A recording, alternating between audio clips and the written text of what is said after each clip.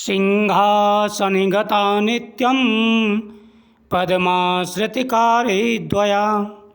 शुभदास्तु सदा देवी स्कंदमाता यशस्विनी।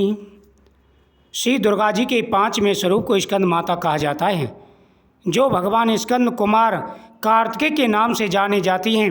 इन्हीं भगवान स्कंद अर्थात कार्तिकेय की माता होने के कारण माँ दुर्गा के इस पांचवें स्वरूप को स्कंद माता के नाम से जाना जाता है। इनकी उपासना नवरात्रि पूजा के 5वें दिन की जाती है। इस दिन साधक का मन विशुद्ध चक्र में स्थित रहता है। इनका वर्ण शुभ है। ये कमल के आसन पर विराजमान है, इसलिए इन्हें पद्मासना देवी भी कहा जाता है। इनका बाण सिंह है। नवरात्र पूजा के 5वें दिन माँ शास्त्रों में पुष्कल महत्व बताया गया है। इस चक्र में अवस्थित रहने वाले साधक की समस्त ब्राह्म क्रियाएं एवं चित्त वृत्तियों का लोप हो जाता है। श्री मार्कंडेय जी बोले, तदंतर सोम की आज्ञा पाकर वे चंड मुंड और आदि दैत्य चतुरंगी सेना के साथ अस्त्र शस्त्रों से सुसज्जित होकर चल दिए। फिर गिरिराज हिमालय के स्वर्ण में ऊंचे शिखर पर पहुंचकर उन्होंने सिंह पर बैठी देवी को देखा। वे मंद मंद मुस्कुरा रही थीं। उन्हें देखकर दैत्य लोग तत्परता से कहने लगे, उद्योग करने लगे। किसी ने धनुष तान लिया, किसी ने तलवार संभाली और कुछ लोग देवी के पास आकर खड़े हो गए। तब अनका ने उन शत्रुओं के प्रति बड़ा क्रोध आया। उस समय क्रोध के कारण उनका मुख काला पड़ गया, ललाट में भौहें टेढ़ी हो गईं और वहाँ से तुरंत विकराल मुख वाली काली प्रकट हुई, जो तलवार और पास धारण किए हुए थी।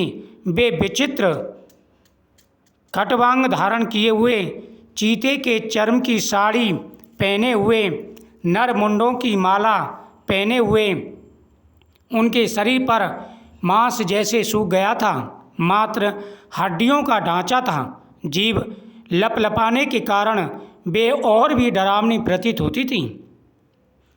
उनकी आंखें भीतर को धसी हुई थी और रक्ताक्ष भी। वे अपनी भयंकर गर्जना से संपूर्ण दिशाओं को गुंजा रही थीं। बड़े बड़े दैत्यों का वध करती हुई वे कालका देवी बड़े वेग से दैत्यों की उस सेना पर टूट पड़ी, सबको भक्षण करने लगीं। वे पार्श्वरक्षकों, अंकुशधारी महाभतों, योद्धाओं और घंटा सहित कितने ही हाथियों को एक ही हाथ से पकड़कर मुंह में डाल लेती थीं। इस प्रकार घोड़े, रथ और सारथी के सहित रथी सैनिकों को मुंह में डालकर वे बड़े भयानक रूप से उनका चर्वण कर डालती थीं। किसी के बाल पकड़ लेती, किसी का गला दबा देती, किसी को पैरों से कुचल डालती और किसी को धक्के से गिराकर मार डालती थीं। वे असुरों के छोड़े हुए बड़े बड़े अस्त्र शस्त्र मुँह में पकड़ लेती और रोष में भरकर उनको दांतों में पीस कर डालती थीं। काली ने बलवान एवं दुरात्मा दैत्यों की वह सारी सेना रौंद डाली, खा डाली और कितनों को मार भगाया। कोई तलवार के बार से मारा गया, कोई खटवांग से पीटे गए और कितने ही असुर दांतों के अग्रभाग से कुचले जाकर मृत्यु को प्राप्त हो गए। इस प्रकार देवी ने असुरों की उस भारी सेना को क्षण भर में मार गिराया। या देवी सर्वभूतेषु मां शक्तिरूपेण संसदा नमः तस्यै नमः तस्यै नमः तस्यै नमो नमः। यह देख चंड उन अत्यंत भयानक काली देवी को ओर दौड़ा तथा महादैत्य मुंड ने भी अत्यंत भयंकर बाणों की वर्षा से तथा हजारों बार चलाए हुए चक्रों से उन भयानक नेत्रों वाली देवी को आच्छादित कर डाला। वे अनेक चक्र देवी के मुख में समाते हुए ऐसे जान पड़ते थे मानो सूर के बहुतेरे मंडल बादलों के उदर में प्रवेश कर रहे हों। तब भयंकर गर्जना करने वाली काली ने अत्यंत रोष में भरकर विकट अट्टहास किया।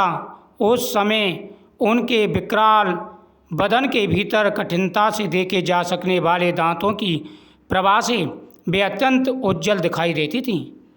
देवी ने बहुत बड़ी तलवार हाथ में ले हम का उच्चारण करके चंड पर धावा किया और उसको बालों से पकड़कर उसी तलवार से उसका सिर काट डाला। चंड को मरा गया देखकर मुंड उसी तलवार से देवी ने जब चंड को मार दिया तो चंड को मरा हुआ देखकर मुंड भी देवी की ओर दौड़ा। तब देवी ने रोष में भरकर उसे भी अपनी तलवार से घायल कर दिया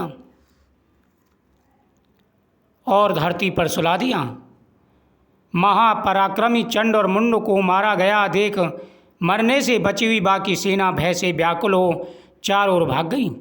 तदंतर काली ने चंड और मुंड का मस्तक हाथ में ले चंडिका के पास जाकर प्रचंड अट्टहास करते हुए कहा, देवी, मैंने चंड और मुंड नामक 2 महापशुओं को तुम्हें भेंट कर दिया है।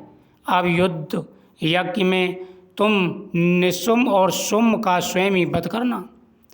ऋषि बोले, वहाँ लाए हुए उन चंड मुंड नामक महादैत्यों को देखकर कल्याणमयी चंडी ने काली से मधुरिम वाणी से कहा, देवी, तुम चंड और मुंड को लेकर मेरे पास आई हो, इसलिए संसार में आज से तुम्हारा नाम चामुंडा के नाम से पुकारा जाएगा। जय चामुंडा माता की। जयंती मंगला काली भद्रकाली कपालिनी दुर्गा क्षमा शिवा धात्री स्वाहा स्वधा नमस्तुते। या देवी सर्वभूतेषु शक्तिरूपेण संसदा नमस्तस्यै नमस्तस्यै नमस्तस्यै नमो नमः। श्री मार्कंडेय जी बोले, चंड और मुंड नामक दैत्यों के मारे जाने तथा बहुत सी सेना का संहार हो जाने पर दैत्यों के राजा प्रतापी शुम्भ के मन में बड़ा क्रोध हुआ और उसने दैत्यों की संपूर्ण सेना को युद्ध के लिए प्रस्थान करने की आज्ञा दे दी। वह बोला, आज उदायुध नाम के 86 दैत्य सेनापति अपनी सेनाओं के साथ युद्ध के लिए कूच करें। कंबू नाम वाले दैत्यों के 84 सेनानायक अपने बलाबल के साथ यात्रा करें। 50 कोटि वीर कुल के और 100 कोटि धूम्र कुल के असुर सेनापति मेरी आज्ञा से सेना सहित कूच करें। यानी शुम्भ ने इतनी बड़ी सेना को आज्ञा दे दी अकेली माता चंडिका से लड़ने के लिए, लेकिन माँ तो माँ है। माँ के लिए क्या दुर्गम, क्या असाध्य। माता सभी भक्तों की मनोकामना पूरी करती हैं और दुष्टों का संहार करती हैं। इस प्रकार से माता ने चंड मुंड का संहार किया। अब शुम्भ और निशुम्भ के वध की बारी थी। जय माता दी।